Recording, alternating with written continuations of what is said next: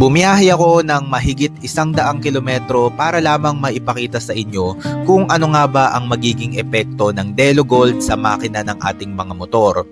Kung gusto nyong malaman kung ano nga ba ang epekto nito sa inyong mga motor, sana panoorin nyo ng buo ang video na ito.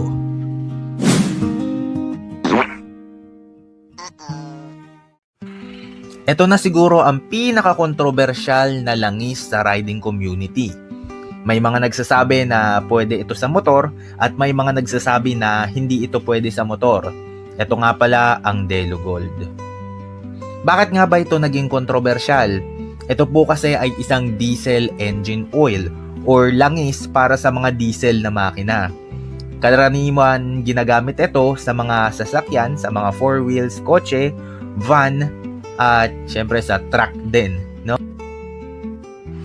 May mga nagsasabi na maganda daw ito sa motor dahil ito ay malamig sa makina, dahil daw ito ay tahimik sa makina, dahil daw ito ay less vibration sa makina, at dahil daw ito ay nagpapalakas ng hatak ng makina. So mga kaibigan, ay yung bagay na yon ang susubukan natin ngayong araw na to. Kaya sana panoorin nyo ang video na ito.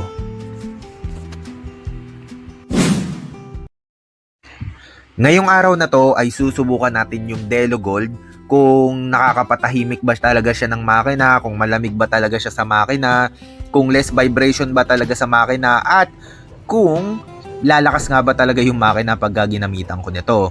Kaya naman ngayon, change oil ko na yung aking motor dahil ngayong araw din na to ay susubukan ko sa long ride tong Delo Gold.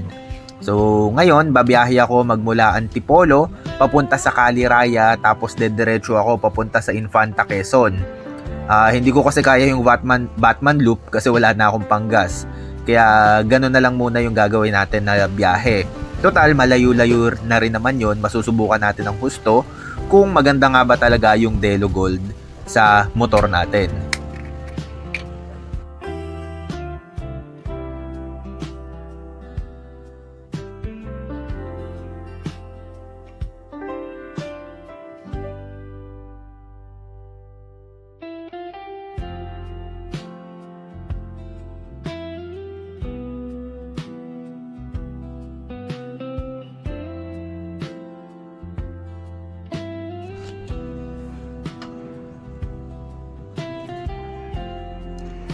Kung makikita nyo mga kaibigan, ito po yung langis niya nung bagong kabit. Sobrang linis po niyan. Mamaya po pagkatapos ko, pagkabalik ko galing Caliraya, i-check natin kung ganyan pa rin yung kulay niya.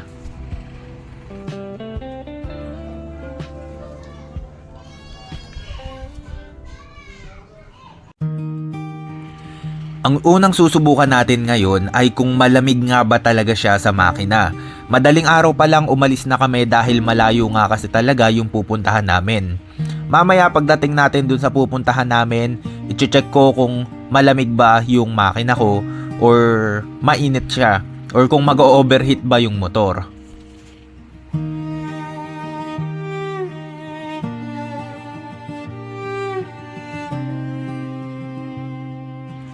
Pililya pa lang kami mga kaibigan, nararamdaman ko yung makina hindi naman siya umiinit. Pero syempre umaga kasi ngayon at malamig yung panahon, kaya hindi pa ako makapagbigay ng komento kung malamig nga ba talaga yung langis dun sa aking makina.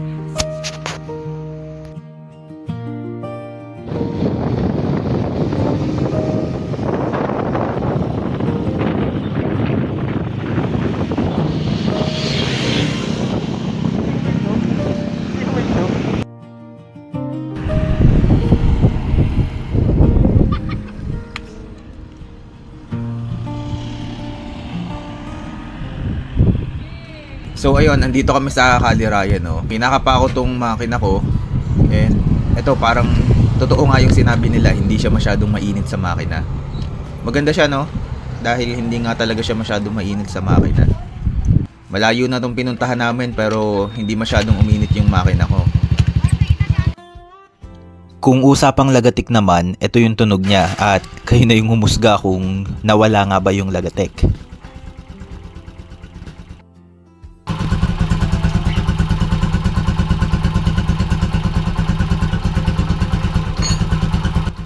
Para sa akin may lagatik pa rin siya and hindi nawala yung lagatik niya.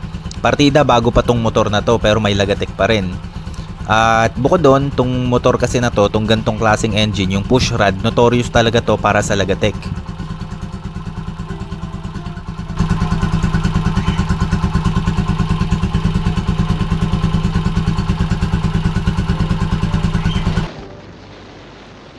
Usapang performance naman, mabibrate pa rin yung motor at hindi rin siya lumakas nung nilagay ko yung langis na to. Ganun pa rin yung takbo niya.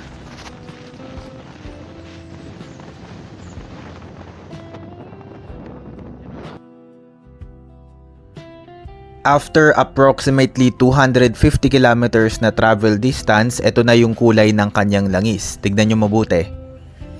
So ayan po yung kulay ng kanyang langis. Napakalinis pa rin at halos hindi nagbago. Nagkaroon lang ng konting coloration pero ganun pa rin, malinis pa rin siya. So maaari na tama nga yung sinasabi nila na maganda, matagal yung buhay ng Delo Gold sa ating mga motor. Hindi siya basta-basta dumudumi.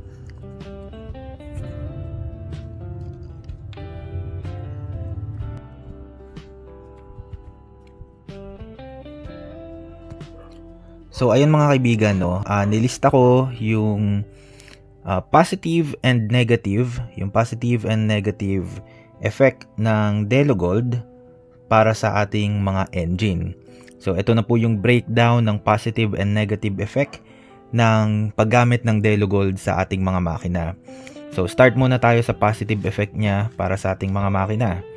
So una, good for cooling down the engine. So maganda po yung Delo Gold para sa cooling down ng ating makina. Hindi siya umiinit basta-basta. Bumiyahe po ako ng 250 kilometers mahigit sa loob ng isang araw and hindi po uminit ng husto yung aking makina. Isa po yan sa napansin ko sa paggamit ng Delo Gold. Pangalawa, clean engine. Nung chinek ko, after ko bumiyahe, chinek ko yung aking langis. And napansin ko malinis pa rin siya. So dahil malinis pa rin siya kahit na binayahe ko na ng malayo, ayun po ay sign ng long lifespan para sa ating mga langis. No, mas matagal yung buhay niya. Mas matagal yung buhay niya ng Delo Gold compared dun sa ibang langis na nasubukan ko. Kasi yung iba, after bumiyahe ng malayo, nangitim na kaagad yung langis. Pero itong Delo Gold, malinis pa rin siya, no? So ayun po yung dalawang positive effect ng paggamit ng Delo Gold sa ating motor. Maganda siya dahil napapalamig niya yung engine at malinis din siya sa ating makina. Bigan, dito naman tayo sa negative side ng paggamit ng Delo Gold sa ating mga motor. So unang-una, yung engine noise for push rod engine and old engine. So, ayun, napansin ko medyo malagatik po siya sa aking makina. No, malagatik po siya sa aking makina, especially yung makina ko ay push rod engine. Ang mga push rod engine po kasi notorious na po yan sa lagatik, no? Kahit anong tune up nyo dyan, may lagatik pa rin yan. Kaya usually gumagamit ako ng 20W50 na langis para sa push rod engine. Kasi pagka 20W50 yung langis dun sa push rod engine, hindi siya malagatik. Tahimik po yung makina. Ito kasi itong Delo Gold, 15W40 yung kanyang SAE, no? So yung grade niya ay 15W40. Yung kanyang viscosity grade ay 15W40. Mas malabnaw po yan kaysa dun sa usual na ginagamit ko, which is yung 20W50 na langis. Pangalawa, para dun sa mga old engine, hindi po siya masyadong advisable dahil nga ito ay 15W40, mas malabnaw po siya. Kailangan po kasi sa mga old engine ay yung high viscosity para maiwasan natin yung oil leak, no? Tapos isa pa sa problema niya na napansin ko, yung dragging in manual clutch. No, may dragging po siya, hindi po smooth yung clutch ko pagka bumibitaw ako ng clutch. Hindi smooth, may dragging, no? So, ayun po yung isa sa napansin ko sa kanya. Hindi talaga siya smooth. Honestly, hindi talaga siya smooth. Ang pangit ng bitaw ng clutch. So, mas advisable tong Delo Gold na to sa mga scooter. Pero sa mga manual clutch, hindi. Medyo medyo magaspang yung bitaw ng clutch. Hindi siya smooth. So yun lang po mga kaibigan, kung may mga katanungan kayo, just comment down below and pipilitin nating sagutin yan. Paalam! Yeah. Nagsihara music sa bawat bagsak bumabang muli kahit